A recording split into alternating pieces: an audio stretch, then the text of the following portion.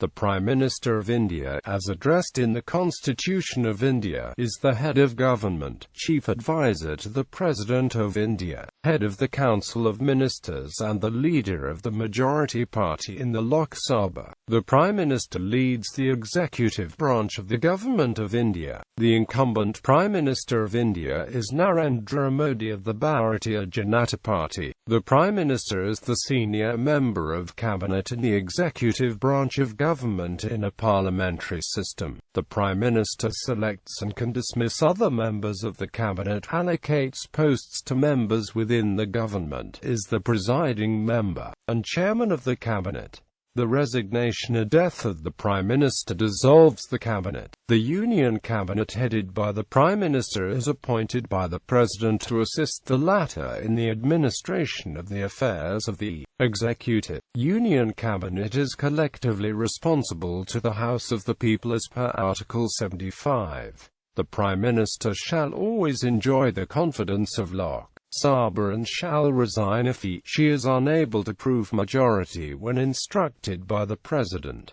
Origins and history. India follows a parliamentary system in which the Prime Minister is the presiding, actual head of the government and chief of the executive branch. In such systems, the head of state or the head of state's official representative usually holds a purely ceremonial position. The Prime Minister shall become a member of Parliament within 6 months of beginning his/her tenure. If she is not a member already, she is expected to work with other central ministers to ensure the passage of bills by the Parliament. Constitutional framework and position of Prime Minister. The Constitution envisages a scheme of affairs in which the President of India is the head of the executive in terms of Article 53, with office of the Prime Minister as heading the Council of Ministers to assist and advise the President in the discharge of the executive power. To quote Article 53, 74 and 75 provide as under, the executive powers of the Union shall be vested in the President and shall be exercised either directly or through subordinate officers. In accordance with the Constitution, there shall be a Council of Ministers with the Prime Minister at the head to aid and advise the President, who shall, in the exercise of his functions, act in accordance with such advice. The Prime Minister shall be appointed by the President and the other ministers shall be appointed by the President on the advice of the Prime Minister. Like most parliamentary democracies, a president's duties are mostly ceremonial as long as the Constitution and the rule of law is obeyed by the Union Cabinet and the legislature. The Prime Minister of India is the head of government and has the responsibility for executive power.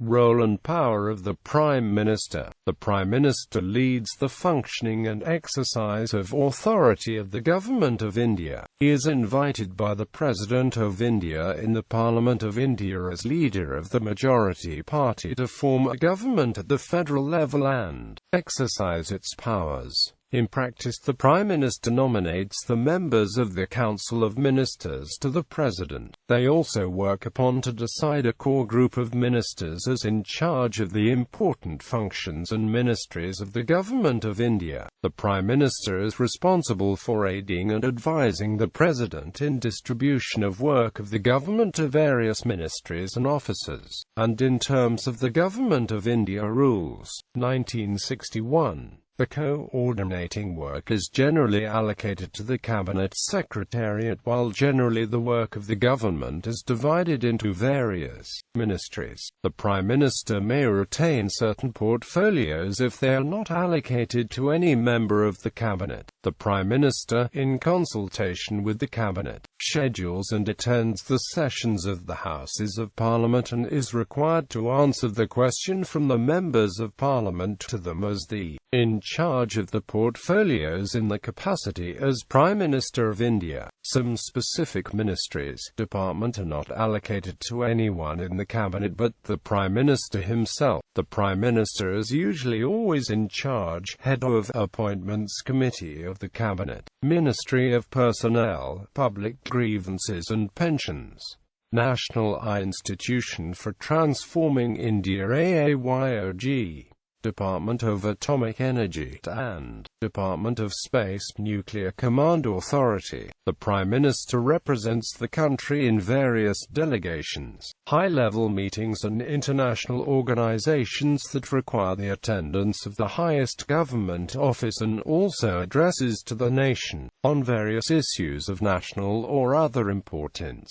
Appointment. Eligibility. According to Article 84 of the Constitution of India, which sets the principal qualifications for Member of Parliament, and Article 75 of the Constitution of India, which sets the qualifications for the Minister in the Union Council of Ministers, and the argument that the position of Prime Minister has been described as first among equals. A Prime Minister must be a citizen of India, be a member of the Lok Sabha.The Rajya Sabha. If the person chosen as the Prime Minister is neither a member of the Lok Sabha nor the Rajya Sabha at the time of selection, he or she must become a member of either of the houses within 6 months, be above 25 years of age if he or she is a member of Lok Sabha, or above 30 years of age if he or she is a member of the Rajya Sabha, not hold any office of profit under the Government of India or the government of any state, or under any local or other authority subject to the control of any of the said governments.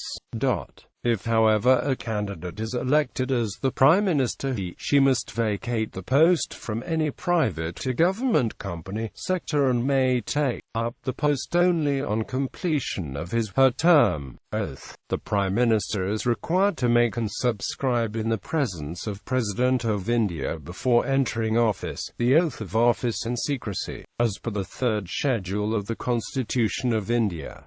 Oath of office. I and LT. Name and GT. I swear in the name of God, solemnly affirm that I will bear true faith and allegiance to the Constitution of India as by law established, that I will uphold the sovereignty and integrity of India, that I will faithfully and conscientiously discharge my duties as Prime Minister for the Union, and that I will do right to all manner of people in accordance with the Constitution and the law, without fear or favor, affection, or ill will.